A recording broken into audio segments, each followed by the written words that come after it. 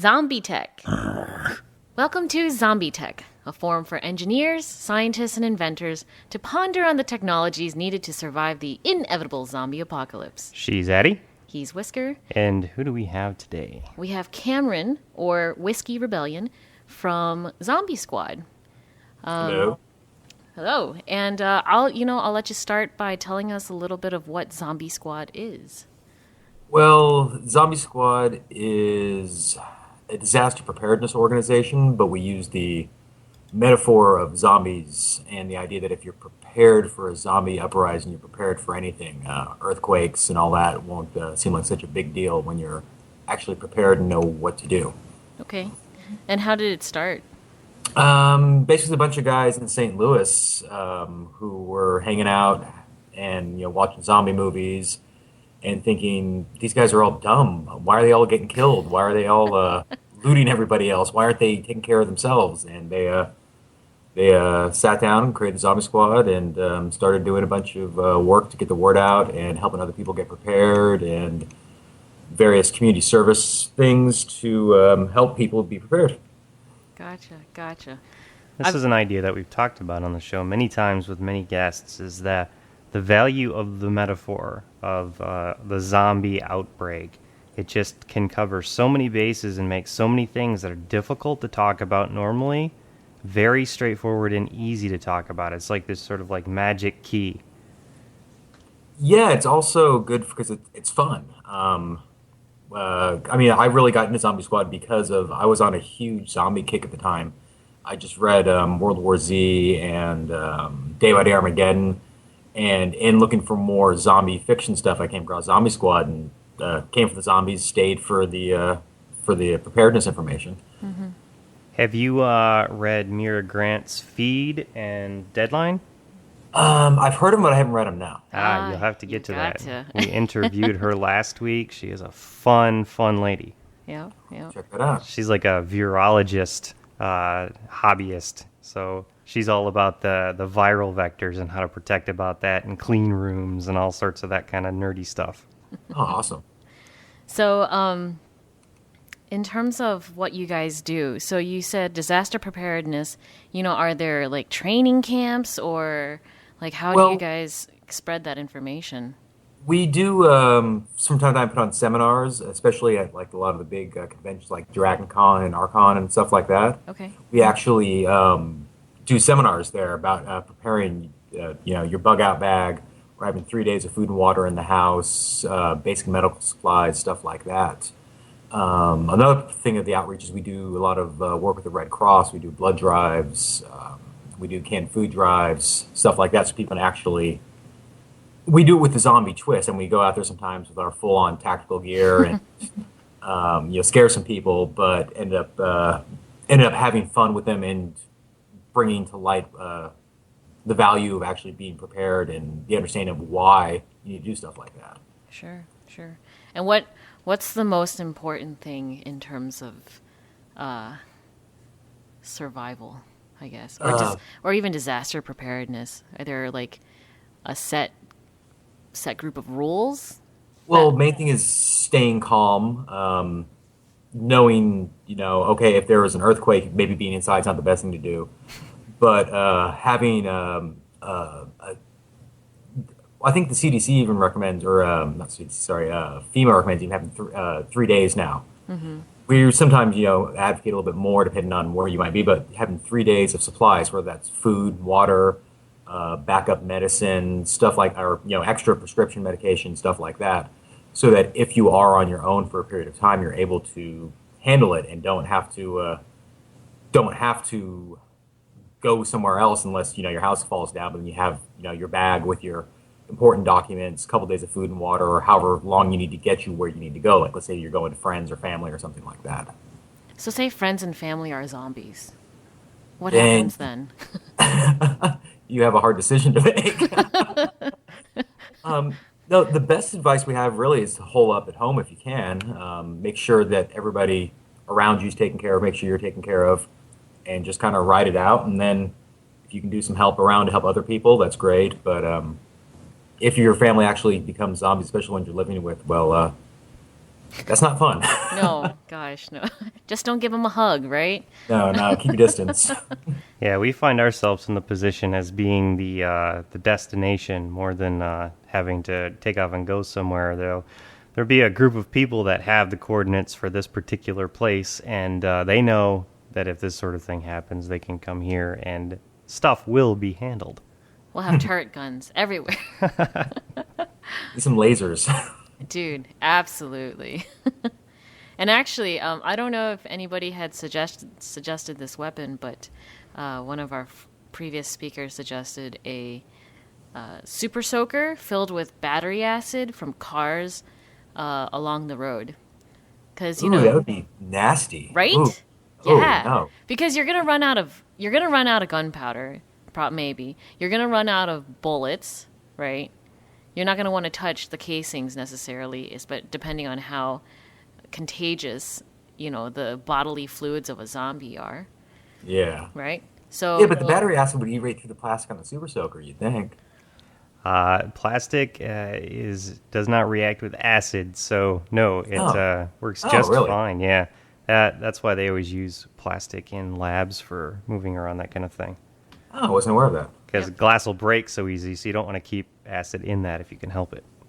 Yeah, I've seen a beaker of hydrochloric acid drop before, and that wasn't fun. Nah, Yikes. not fun. One of the most interesting parts about doing this show is that we get to talk to a lot of really, really smart engineers, and some of the outlandish stuff that they come up with for how to fight back against zombies in a more physical manner is just hilarious. So let's see. So you guys have seminars. I'm assuming the zombie walks are what you're referring to in terms of dressing up and. Well, you said dressing. Well, we up do the and- dress up for the whole convention scene too. But yeah, we do. I think the New York chapter is really big on the zombie walks. They usually do them a couple times a year, but especially around Halloween. Mm-hmm. And they just go out there. And that's more just for fun. That's not really. I see. I mean, they still have the brochures about what Zombie Squad is and what we do, but that's more just for fun. Okay. Now, we have one here, don't we? Yeah. Here in Rochester? Yeah. A couple of times actually. I don't think they were as impressive as the ones in Europe, but that's okay. We have time to up our To grow They our got, zombie they got a couple horde. hundred years on us. So. exactly. So how do you? I'm really interested in how you guys end up using the community you have to do outreach and do this fundraising. Is it just you set yourself up in a public place and say, okay, Zombie Squad here, donate? Well- how does that all start, and then how does it end up working out?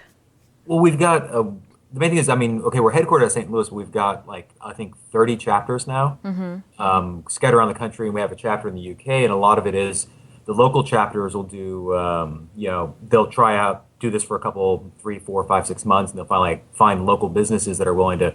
Oh yeah, you can stand on my sidewalk for a couple hours, or hey, we'll put your banners up, stuff like that. Mm-hmm. And so basically through word of mouth, people eventually start coming around and come hang out and do stuff. We also have all the chapters have meetings every month or quarter, depending on Wow, how that's often pretty. you want to do it. Yeah. Where anybody's welcome to just come in, hang out, and we talk about what's going on with Zombie Squad. Offer advice, have discussions, give out pamphlets, stuff like that. So it's all a lot of word of mouth, and then the internet, of course. Now, what happens if the internet goes down? The internet goes down; it'll come back up partly in places. I imagine there's probably a lot of hams that participate at Zombie Squad, right? We do have a lot of hams. Yeah, we've got a sort of a sub club of Zombie Squad is the radio club. Now, Yeah, we've got Addie's getting ready to take her ham exam next week. No, this Thursday. This Thursday. So this Thursday, she'll be a ham as well. And whenever you've got hams involved, any sort of infrastructure problems involving communications become a little bit moot because anyone with those kinds of licenses know how to rebuild this stuff. Yeah. Are There's still you- somebody I need to get on is getting my ham license too. But yeah, we've got a lot of hams. We've got a lot of computer type guys who do networking and stuff. So I mean, we'd always manage to cobble something back together. Very cool. What do you think would be the most important system to get started back up? Water. Okay. I would Okay. Well, if completely we're agree going to with talk that. tech nerd stuff, though, I mean, your radio comms would be absolutely the first thing, because at least you can get people to relay messages for you then. Right. Right. Right. And do you guys have um, what's the word? Blueprints for all of that already?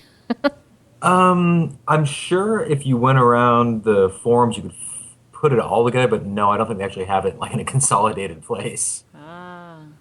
See, I think it'd be interesting because next week, I believe, we're going to be interviewing a guy from Open Source Ecology. I don't know if you've heard of that. Yeah. Yeah.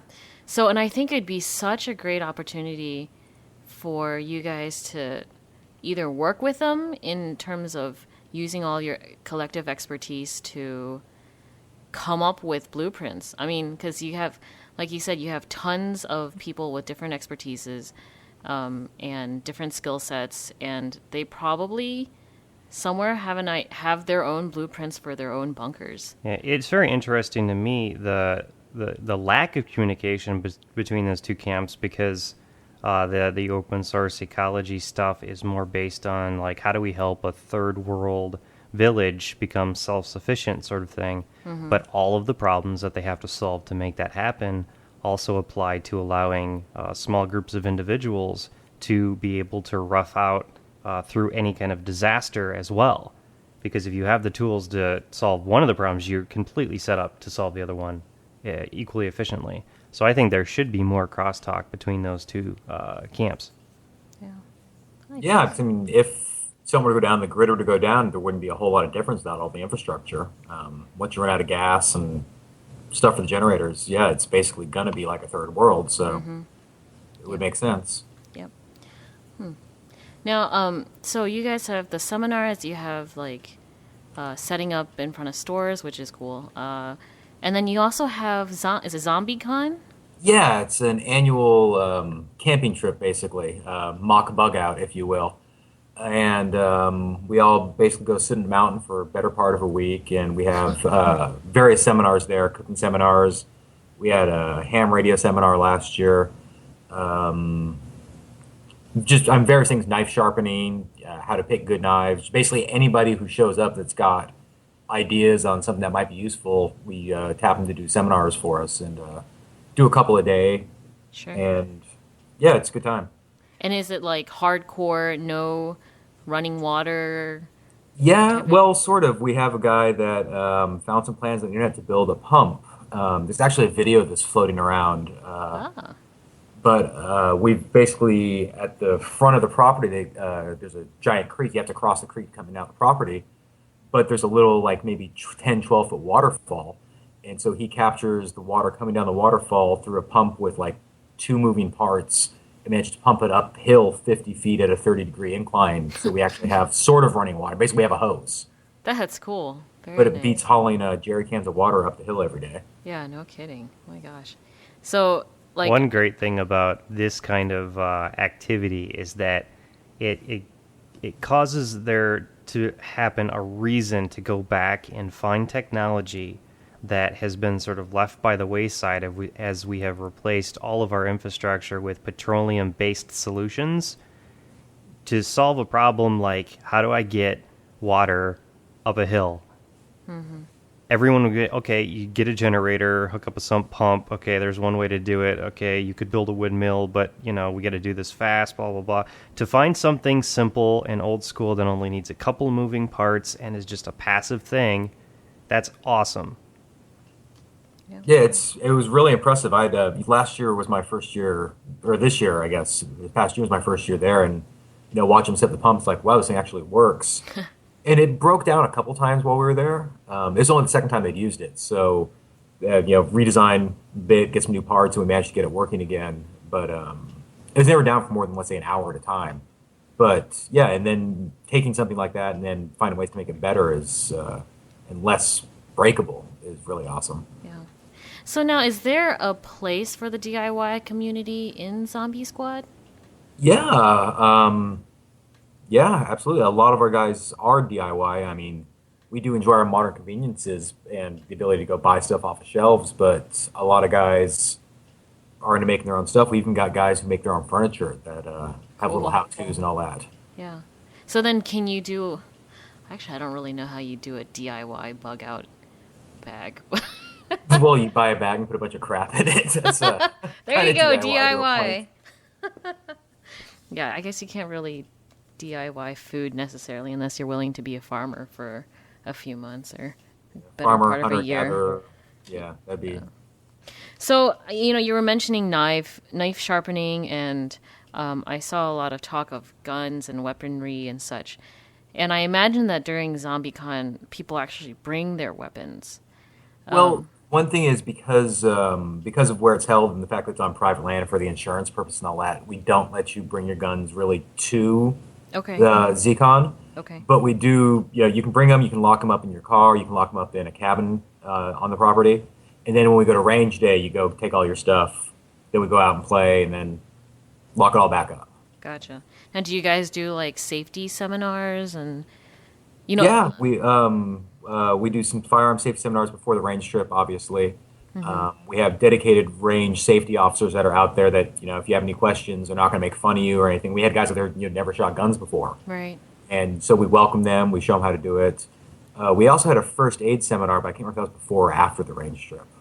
Fantastic. It's always fascinating to me, being from the Midwest, how few people on the coasts have actually, when they were young, had been brought out and trained on how to properly use firearms. It's just really scary to me that out on the coast, people just don't know what they are. They're like afraid of them, and they don't understand that these things are useful tools. Especially Exactly, if anything goes wrong, the first thing that you're going to need is the ability to get your major food groups, and one of those happens to be meat. Tasty, delicious meat, yes. Yep. It's a lot That's easier an odd cultural thing you mentioned, though, because the first time I ever went to the Midwest was to go to ZombieCon, and it was amazing how many people there were gun people, whereas around here it's kind of like, oh, hush, hush, who do I tell who's not going to think I'm a wacko, Yeah, Right. I think even more so, the culture is so different that on the West Coast and East Coast, people in the Midwest are considered to be gun people. In the Midwest, people are considered to be people. We don't even think about it that way, because it's just like, I remember being 5 years old and, being showed how to use like a 410 or something like that, something really, that wouldn't hurt, to use, so that I wouldn't be scared of it. My dads and my uncles would show me how to do it. My mom used to shoot skeet when I was little at family reunions and stuff, and that's just like normal. And there's none of that whole crime aspect or defend your house aspect or have a bunker full of guns, get in trouble with the ATF aspect. It's just like people hunt and they know how to get food, and you need to know how to use a gun, young man. Here you go. Maybe that comes more from the fact that the people in the Midwest, you still have family farms out there. Whereas out more on the West Coast, it's a lot of the big agriculture. I'm sure you still have farmers, but you don't really have... Mom and You don't pop. have people with 2 acres of land with crops Right. anymore out here. Right. Yeah, it's getting that way here too. I know the one farming family that I know, they started out with a family farm, but by the end of the 90s, they literally owned 80% of the county, because that's the only way to make money in farming now, is to do that factory farming kind of thing. That whole aspect of American culture is just sort of going away. Yeah, my wife's family had, from Arkansas, had acres and acres and acres. And they slowly sold it off over the past couple generations. They just can't afford to really keep the operation up and running anymore. That's unfortunate. It's really unfortunate. So, sorry, just to go back to safety, because I'm from the East Coast, and so... Yeah, which is why I said it the way I did. She's East Coaster, so... I was like, oh my God, guns? They're evil. But that's, I was raised in the East Coast, and blanket statement, but, we're pretty anti-guns, because more kids get killed by guns in their homes, than they do helping you, like, defend you're your really house like type of biased thing. being from Washington okay. D.C. though, because I'm okay there's a now. lot of gun violence around there. I understand the necessity. There are zombies, well, there will be. So There might be now, you never know. yeah, well, it's interesting that you say that, because there are zombie insects. I didn't know if you know that. I heard about that. Was it a fly or something or some kind of bee? There's a few different versions of it. The zombie tech that's going up this week when we're recording will have all sorts of good material on that. Mira goes into detail on like how She had like 10 examples. I was like, oh. she's the expert on this kind of stuff. She explained the one where there's an ant that has a fungus that can take over its brain stem area. There's a wasp that takes over a tarantula and uses it to like guard itself, and then as food for That's the the babies. one I heard about, and it creeped me out. Yeah, totally. Zombies. So, in terms of like having these licensed officers and such, do you guys provide opportunities for people to become licensed in gun?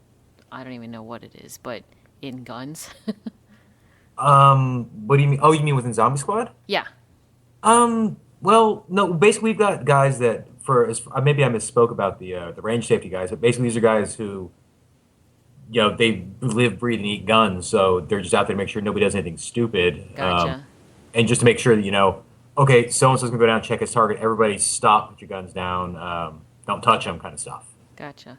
Well, that makes sense. And I guess I'm saying it because you guys have such... I wish this didn't sound like a suggestion time for Zombie Squad, but I think it'd be so cool if you guys were able to like CPR, like certify people for CPR and first aid, and certify people for gun safety, and because you already do it, you're already teaching. We do have with some of the chapters, they do things like, hey, let's do a CPR certification for everybody. Awesome. Let's do, NRA. We've got a couple of guys. I don't know if they've ever actually organized them, but we've got some NRA licensed or certified firearm instructors within the groups. Fantastic. That's We also have a awesome. lot of guys who work on CERT teams, so they get a lot of training from there. And some of the chapters, I think, we're even trying to put together CERT group, not groups, but the whole education process and the training process for the chapter members. Great. Which is invaluable, because that's basically what we need to do. You make sure you're taking care of them, you can take care of everybody else. Right. So, I mean, some of the chapters work on that. It really depends on what's going on in those particular areas that everybody's interested in doing and sees it as a void to fill for the community. Sure. And that's interesting because I kind of... Do you know about hacker spaces? Yeah. Yeah. It almost sounds like the chapters are their own hacker space in a way. They're like their survivalist space. That's kind of a way to think of it, yeah. So that's Basically, it's great. a bunch of guys and girls that get together every so often and hang out and do geek-related stuff to their particular style of geekery. So, Right. yeah. That's brilliant. That's Yeah, brilliant. it's sort of an interesting blend between the idea of a hacker space, the idea of something like a local ham club or IEEE chapter. All those sort of things just rolled into one because, people our age, we're not necessarily interested in approaching all of this stuff in the old traditional way. We kind of wanted to have a little bit of that fun factor. Throwing zombies into the mix just makes it awesome. Yeah, it does. Makes it really approachable, too, for new people to get involved. Because they're not thinking, a bunch of crazy preparedness guys living like a militia out in the woods. It's normal geeks having fun. Yeah. Now, do you guys tend to have a lot of misconceptions because of the word survivalist, or? Yeah, that's why we try to stick to preparedness. It Okay. has less of a stigma attached to it, I'd say. Sure. But yeah, we get some people who want to paint us like a militia, which we're not. But I mean, we do have some members who happen to be in militias and stuff like that. But we are not a militia organization. Right. And it's a matter of just kind of, hey, look, we do all the community service stuff. We are a charity type organization, and that's what comes first for us. Yeah, it seems very obvious to me that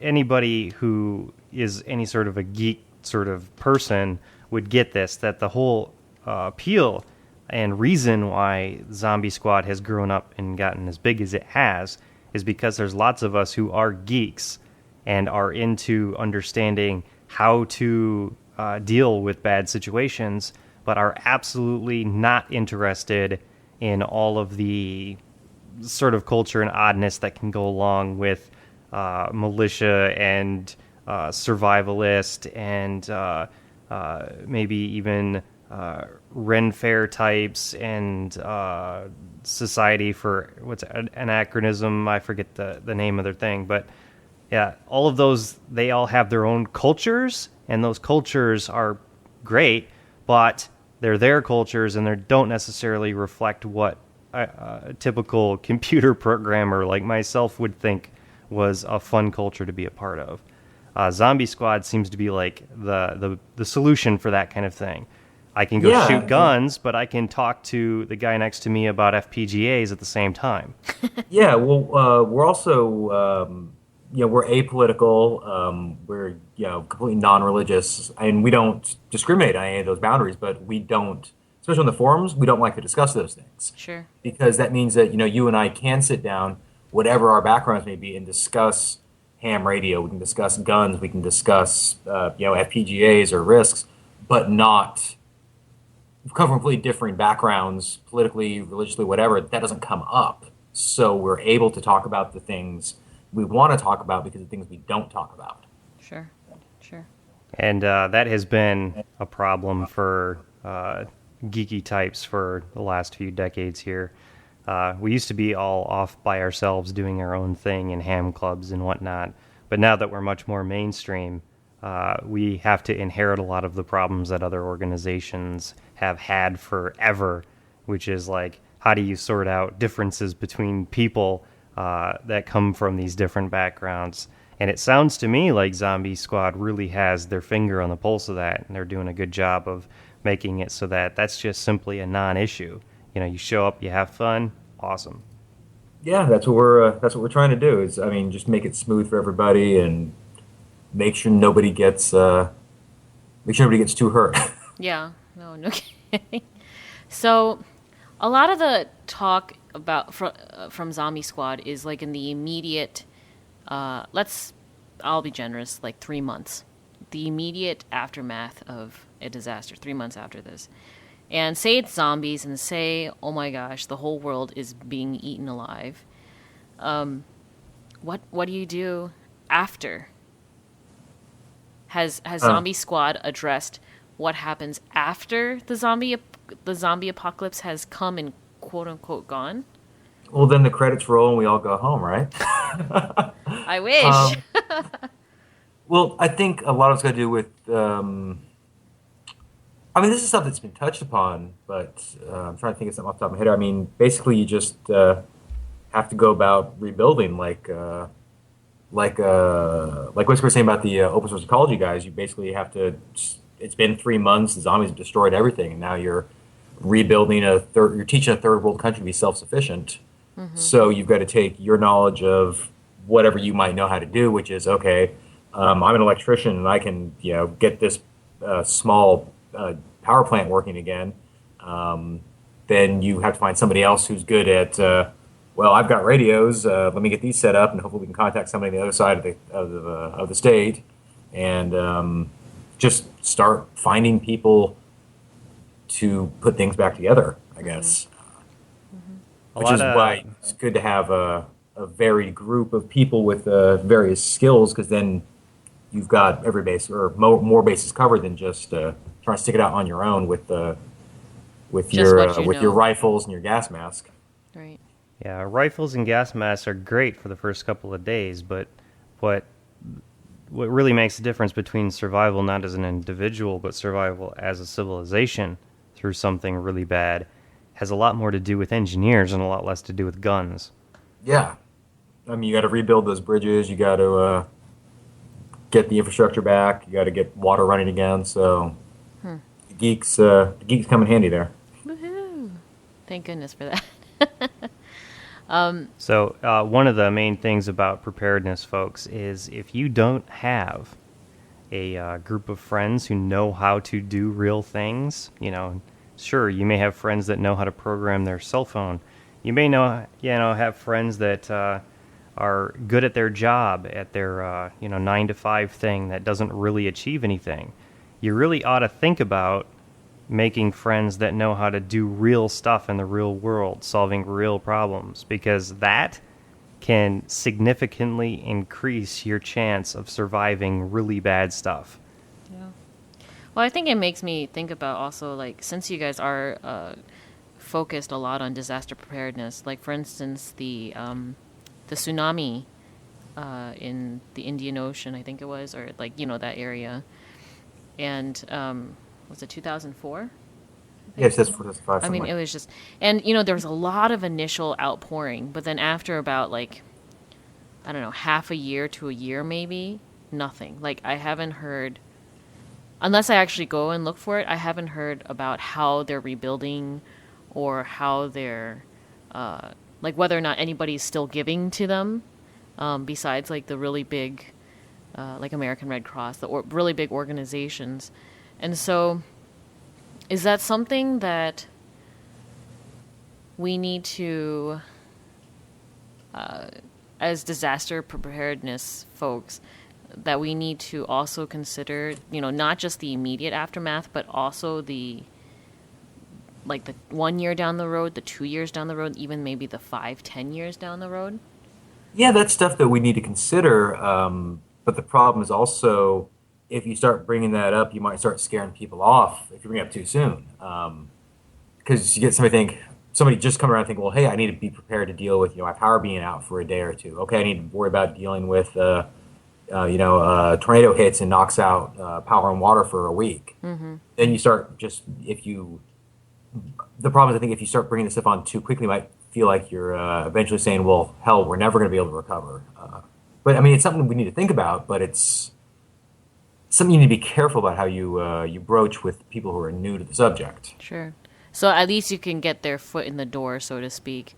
Yeah, and you when they warm up to the idea, then that you can start talking about the future. Personally, I'm not nervous about it at all. Talking to people about it that way. That's because we have our zombie apocalypse team. No. I mean, I'm not nervous at all about broaching that sort of that level of the topic with anybody out there. I think that it's the zombie thing is such a perfect metaphor that it enables you to go right to that point. I mean, it may be more entertaining at times to just talk about, like, the first couple of days, right? That's where the funny stuff is for the most part. But I mean, the real meat of it is if there's a zombie outbreak and it's viral, then you're not talking about a problem that's going to go away anytime soon. It's going to be a long-term thing. And having 3 days of water is not going to do crap for you. True, although having the pump that gets the water up 50 feet. That's assuming you have a source of water the zombies can't fall into. Ah, dang it. Yeah. That whole... Sorry, that was a Walking Dead spoiler, wasn't it? Crap. I didn't know that. I didn't know it. The viral vector zombies are probably the nastiest, and I hope if there ever is any sort of zombie outbreak that that's not the kind. Anything else, please. So how about you personally? What do you see your role being in, say, so you're an embedded systems developer, correct? Yeah, I do a lot of embedded Linux work, a lot of VoIP devices, stuff like that. Oh, okay. All right. So in terms of, like, communication-wise, I mean, you'd be really important to have around. Yeah, as long as there's power in the internet. Otherwise, I'm not that useful. No, that's okay. We were actually thinking of making zombie power plants. You can stick them on, like, mouse wheels. Like giant treadmills? Yeah. Yes, exactly. Right? And I mean, you just put, like, a face of a human on a popsicle stick, put it in front of them, and they'll run. Oh, who is it? Ashwin was talking about covering an entire floor of a very large building with piezoelectric material and using the footsteps of, like, a horde of zombies to generate all those little electrical currents to create, a power source. Oh, that could work. That'd be... You gotta keep them fed, though. That's the only problem. You think they'll eat animals? I'd hope so. You think they'll eat themselves? Now, that's the question. Do zombies eat themselves when they're desperate enough? Well, no, because they only eat living things, and they're not living. Damn. We could feed them Canadians. Hey, that's horrible. We love our Canadians. Whisker didn't mean that. So, right. So you have power, right? And Like, what would you do? What's your plan? I would love to hear as from somebody who's actually in the know of what your plan would be. I don't know if I want to divulge this. It's all secret and stuff. Oh no. All right, let's. I don't know. I really haven't. I think I've been doing this so long that I'm, out of the metaphor phase, and I'm like trying to think of actually how I would deal with zombies. Well, they're real, of course. They are. Eddie crossed that line a long time ago, I think. I don't know what you guys are talking about, but my work. So I'm a nurse, and our workplace has already started asking us to volunteer to be part of a team of nurses and doctors who assess and vaccinate people, like women and children, in the event of a viral outbreak or like a biological disaster outbreak. And this group would have 24 to 48 hours in which to do the entire community. When I'm talking about zombies and I hear this from my workplace, and then I see the CDC talking about zombie apocalypse preparedness, I start thinking. Well, the CDC just stole it from us anyway. Right? I totally agree. Yeah. The geeks had it way before the CDC. Absolutely. So say today you hear, what city are you in? I'm in a smaller town called Seaside. Seaside. Okay, that's very nice. That's a very lovely place. It is. So you're in Seaside, California, is it? Yes. God, I've heard of that's like that, the yeah. perfect Seaside, California. Okay, and what big city are you near? We're butt up against Monterey, which isn't really a big city, but it's popular. Okay, We're about an hour from San Jose. all right, San Jose. You're just hearing from your fellow Zombie Squad folks that there's a whole bunch of really scary looking flesh, undeady things ambulating across the streets, and it's not a zombie walk. Beeline right up the mountain, right? Where would Well, I you don't really go? have a mountain nearby. I've got an ocean on one side, unfortunately. Does salt water dry them out? I've got enough to hole up in the house for a couple of 3 weeks. Wow. Go get the kid out of school and get home from work and board up the windows, wait it out, and hope it's not viral. And if it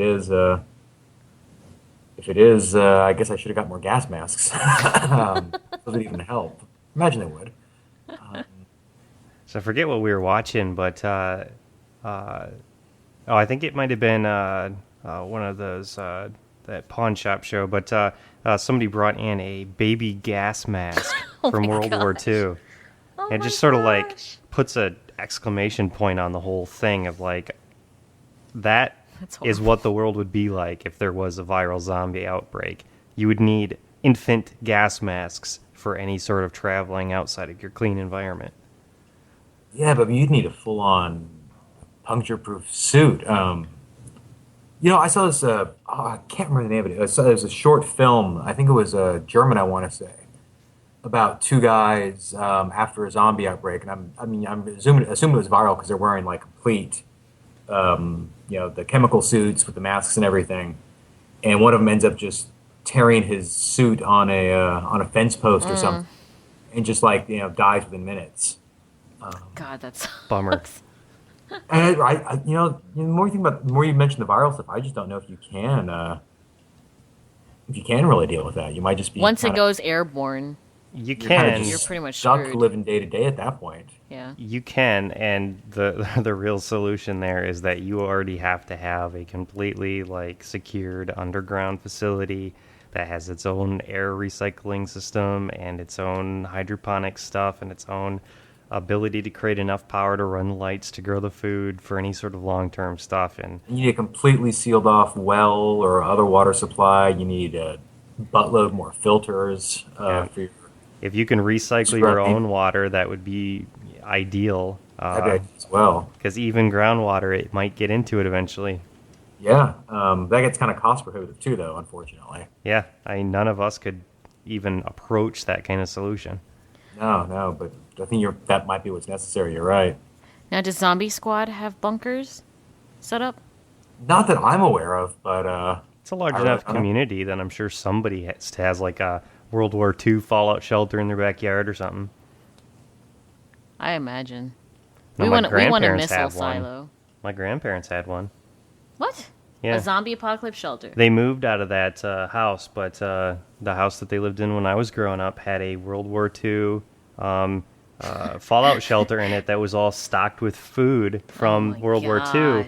But their air shaft for it caused it to flood somewhere in like the late 60s. Oh. So it was half full of water, and all the cans in there were all from the 50s. Oh. My uncle brought me in there with a pair of like big fishing waders, right? Yeah. That you used to go out in the water with. Yeah. And a flashlight and showing me all the stuff in there. It was like really creepy. It was like the coolest thing you could show a 12-year-old kid. Oh, that's it. That is kind of creepy. Straight out of a horror movie. Yeah, I think the next time I buy a house, I need to look for one that's got the old Cold War bomb shelter in the back. That would be that'd be a good investment there. So, what's the safest kind of house setup, would you say? I've always been a fan of the semi-subterranean ones where it's like built into a hillside. Agree. That's great, because that means our house is A-okay. Yeah. We are semi-built into a house, a hillside, so... Oh, awesome. Yeah, because there's one less on. side you have to worry about defending unless you have some kind of like, boring zombie that can actually drill through the rock and the dirt. I don't think they have the ability to do so. But I don't know, we might have to ask Romero about that. The Toy Maker house here is a big, huge A-frame that has 3 stories. The bottom one is back into the hill. So in worst case scenario, we basically, the top 2 levels are screwed. But anything on the bottom floor, we can definitely defend. I'm defending my whole house. I don't know what you're talking about. Good luck with 3 that. stories is too many to defend. That's just too much. Yeah, too all much these up big and down. windows up here would just make it absolutely impossible. But then we just end up turning into, like, golems. With a lack of light. As long as I got a computer, I'm good. You see that pale blue glow, that's all. So then, if someone were to get involved in Zombie Squad, do they need to have any pre-knowledge, or do they just show up and say hi? No, just show up, say hi, and if you got something to share, share. If not, feel free to sit around and learn or discuss or whatever you want to do. Okay. We totally welcome new people that have no experience, no background with preparedness or anything like that. Mm-hmm. We usually end up getting a good mix of people. We get some older guys who've been doing this for 20, 30, 40 years. You get some people that just kind of grew up with the basic idea, especially in California with the earthquake situations. Sure. I mean, it's just something that's been ingrained in me since the Loma Prieta back in '89 is kind of always have stuff ready. Mm-hmm. And you get guys who are just like, hey, we're the zombies. Oh, okay, cool. They just come and hang out anyway. Yeah, yeah. So then what are some of the coolest things you've seen suggested on the Zombie Squad forums? Because you guys actually have quite a large fan base. Yeah, yes. Coolest things I've seen suggested.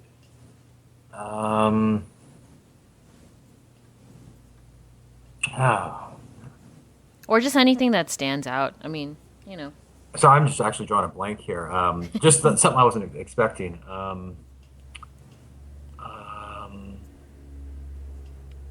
There have been some guys who've had some really cool ideas for getting like packet radio things working after the trip might go down. Yeah. I mean, those were all just kind of ideas. A lot of people were shooting stuff down about it. Oh. But I mean, like real reasons why it wouldn't work, but this would and stuff like that. I mean, that was a good discussion we had, though. Right. We've been fortunate enough to talk about that sort of thing with some extra class hams that we know, and getting really good answers on what the best way to approach that kind of thing would be. And I think we're going to be getting set up here at the Toy Maker House to do some radio through satellites, like AO51. Because the zombies can't get up there. Yeah. Hopefully not. Oh my gosh, can you imagine? Zombie aliens, that could be a problem.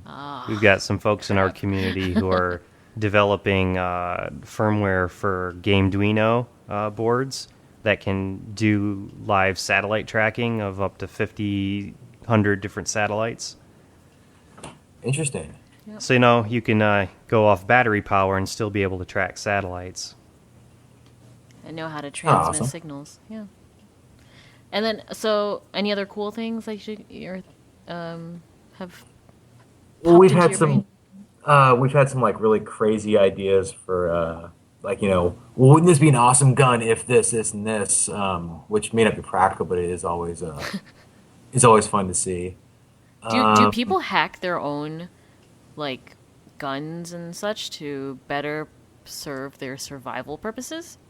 Well, I've seen things where guys have taken, like, let's say a full-sized pistol, Yeah. but then literally cut the grip down to a compact size, so better Wow. suit and or better concealability for the guys that are allowed to carry them around and stuff like that. I see. And I mean, you get all kinds of accessories and stuff for them, but I wouldn't say necessarily like actually hacking them. I'm more of like bolt-on parts, stuff like that. Gotcha. Anything that is most often mentioned as to a need for survival? Does that, like, a must-have for survival? We actually get quite a few discussions on stuff like that. Like, I mean, you've got people saying, "Hey, you need to have your bug out bag ready to go." And people are like, "Well, why? I don't plan on going anywhere. I plan on staying home." Mm-hmm. And you've got guys saying, "Well, what's the whole point of a bug out bag? Because if your bug out location's not there, then you just wasted everything, and you're going to die there because you have no food anymore." So we get discussions about stuff like that, a lot of theoretical discussions. But I mean, the basics that everybody pretty much agrees on: you got to have your food, your water, and some means to get more food and a way to defend yourself. Right. And for those who don't know, I guess we should have asked this before, but what is a bug out bag? Basically, it's a bag that you can just pick up and go that'll sustain you, hopefully for long enough to get where you need to go. I mean, you might want to have your obviously your food and water if you're carrying weapons, extra ammo. If you're going to be out for a couple of nights, a tent maybe, or at least a sleeping bag or some kind of way to make a shelter.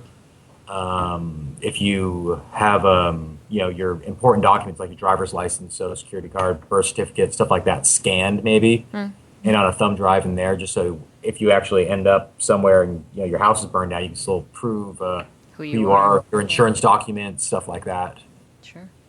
Actual Actually, practical things, not just all fun zombie killing things. Right, of course. Huh. Interesting.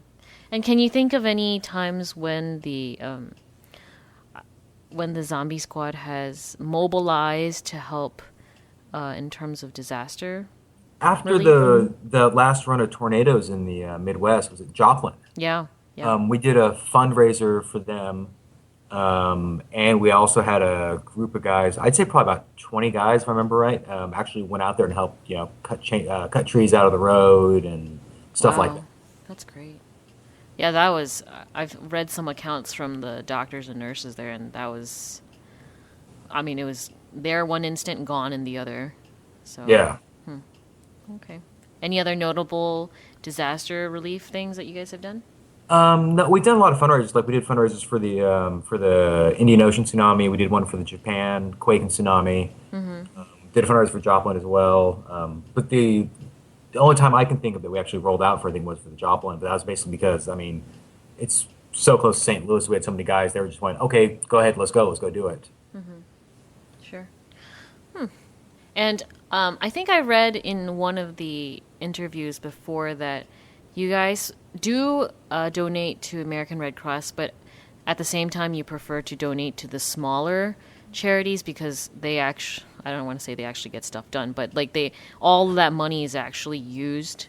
It's more To immediate help? and direct. More Right. So, well, like- we'd use the Red Cross mainly for blood drives. Okay. Just because they're the biggest and probably the better run game in town for blood drives. Right.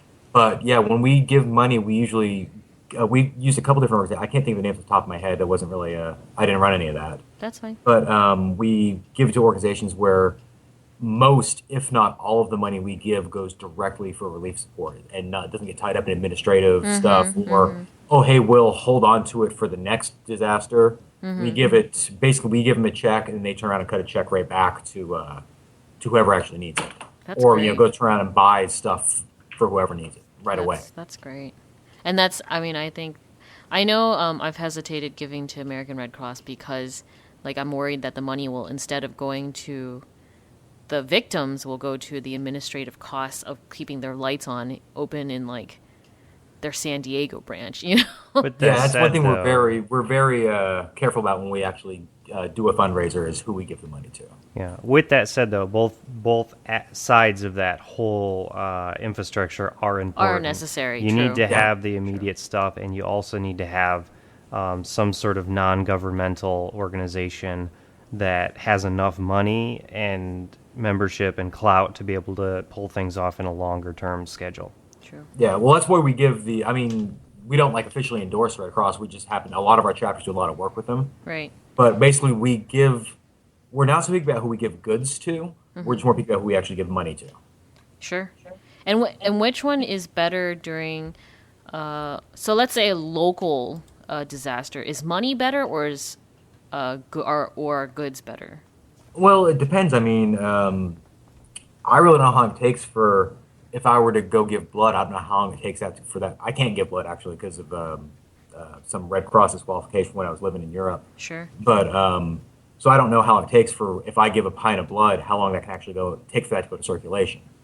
Right. So something like that, what's a good, I mean, food would always be good immediately, I'd imagine. Or shelters, like if you have spare tents for some reason, I mean, stuff like that would be handy to give immediately. But the thing is, when it comes to organize, especially for something far away, when it comes to organizing that, it's a lot easier just to send money, to write a check than Sure. to get a pallet of food over there. Right. Especially Now, if that, with all that said, one of the key things that everybody needs to take from all this sort of talk is that if you are hearing this, if you're listening to this, you're the sort of person who probably understands that in the case of a disaster, zombies, whatever, if you are planning on relying on the Red Cross or FEMA or anybody else to save your butt, you are fail. You need to be ready to take care of your damn self, okay? So do what you can to make sure that you're part of the solution and not part of the problem if bad things happen. Exactly. Very well put. All right, we are rolling up to the tail end here, and as we always do, Addie likes to ask a few questions of each one of our guests because the answers to these questions reveal so much about them, and it's always so much fun to hear the answers. Indeed. So, 3 tools that you would take to your zombie bunker, assuming it's different from your house. Only 3 tools. Yep. 3 tools. And I will take a bug out bag as one of them. Like, it can be a conglomeration. Then I'd have a bag of holding with everything I could possibly fit in it. Well, you have to be able to carry it. Nerd joke. Now, did I hear correctly that you do embedded systems? I do, yes. Now, would you be bringing any dev boards with you? Because, like, seriously, I mean, rebuilding society, dev boards, embedded system design is one of the most useful things, one of the most useful skills I can think of. Yeah, I'd probably actually take, mainly for sanity, because I'd need something to do, assuming I had an awesome generator in my bug-out bunker. I already have a computer in there, too, so that's okay. Yeah, so I'd probably take my current development board, which is it's an Analog Devices BF527 DSP board, just so I'd have something to do, and because I know my boss would be calling me the next day anyway, so it's to be done. Why aren't you here yet? Forget the zombies. You took a day off, but I really need that project in. Yeah, you know how that goes, though. So let's say I'll take that, okay. What else would I take? I would take I'd definitely take my rifle. Okay. Well, yeah, and I would take a can opener. A can. Just Okay. in case. All right. Well, because Yeah. I've got a couple of different can openers. I've got a whole bunch of the cheap ass P51 old military surplus ones Okay. that I can never find when I need them. So I would definitely be sure to bring a can opener with me. A lot of Gotcha. I've folks got this have. bunker full of beautiful canned food with no way to open it. I could spill half of it. A lot of people have said like a Leatherman or Gerber. Gerber for that kind of thing. Yep. Yep. And Yeah, that's, that would work too. I don't actually have one. I feel like a bad preparedness nerd there. But yeah, like military issue can openers, just have a whole box of them down there with all your food. It's a good idea. Yeah, but you know what? Chances are I moved it somewhere and forgot about it. don't. Well, basically, I've got like Make sure you I have bought one these in your things for bug like a out dime a bag. piece, so I've got probably like 50 of them floating around. I just don't know where any of them are, and I'm always like that with can openers. Well, make Can sure you openers have, are kind of like pairs of socks that way.